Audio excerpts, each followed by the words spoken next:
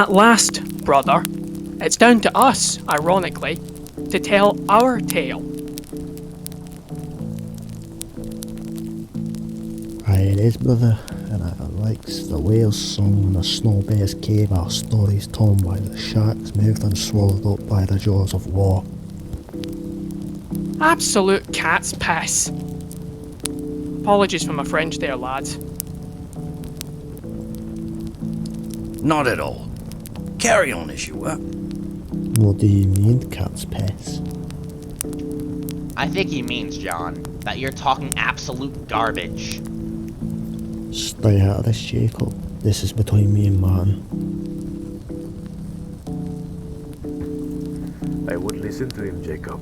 He's Scottish, after all. And you remember what Sergeant Thomas taught us about the Scottish, right? What was the lesson about the Scottish that they can make things very painful in life, incredibly difficult? It was, but you weren't supposed to say it out loud, you teenhead. Whoops. I'll deal with you two later. Now explain yourself, brother.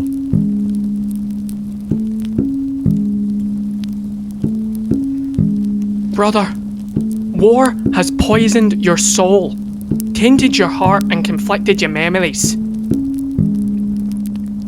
I know that it hasn't been easy the last few days, searching hell and no man's land for me. But remember, soon this whole thing will be over, and that should be the end of it.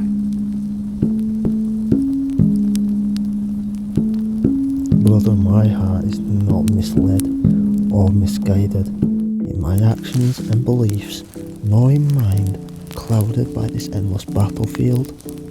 We are in no man's land, whether it's stacked with layers of mud or a plain empty landscape, burnt and broken brim to brim.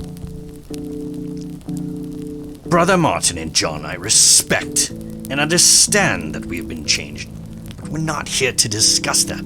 So please set aside the fire you throw at each other and tell us your bloody story.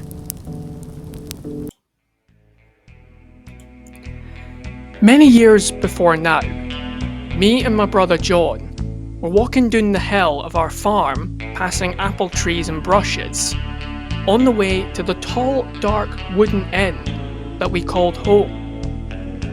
Many early mornings spent, and late nights, picking, harvesting and growing crops to sell at the village market. But soon things changed as people slowly no longer came to the market. Only soldiers in search of fresh meat. To pick out the strong, fit and relentless, many were tested to run from the street square to the fence of the coal mine on the hill and back. I was the only young lad who managed to complete their challenge.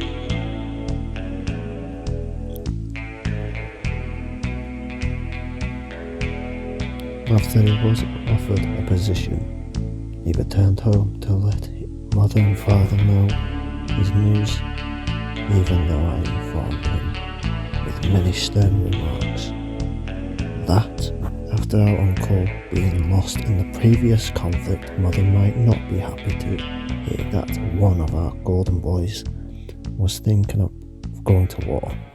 Regardless, his brother and I left him to his own devices and watched the aftermath of the seeds he sowed into our family tree. And, as I spoke with soft regard, my mother rose pans and threw them left, right and centre out of anger and heartbreak. Meanwhile, father sat silently, as he had done for the last 10 years.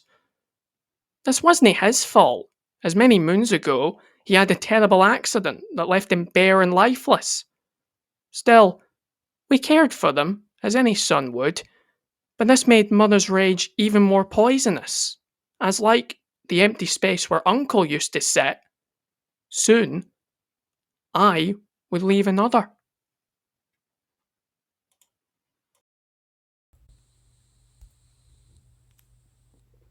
And like a whisper, so my brother fled like the wind in the night.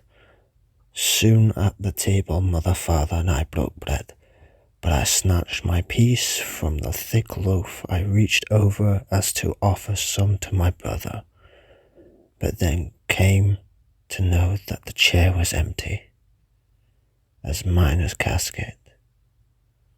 Weeks passed, and the land was quiet. Off human touch, the seeds tended to and river filled with frogs and tadpoles. Whilst working day and night, soon the need for escape pledged my mind, and so knowing I was too young to join up by chance, I jumped in the back of an army jeep and covered myself in a green sheet and exited at the training ground and swiftly joined the ranks as we marched through France to the gates of hell. Wow. And here we are, the 5 of us, surviving, living at the edge.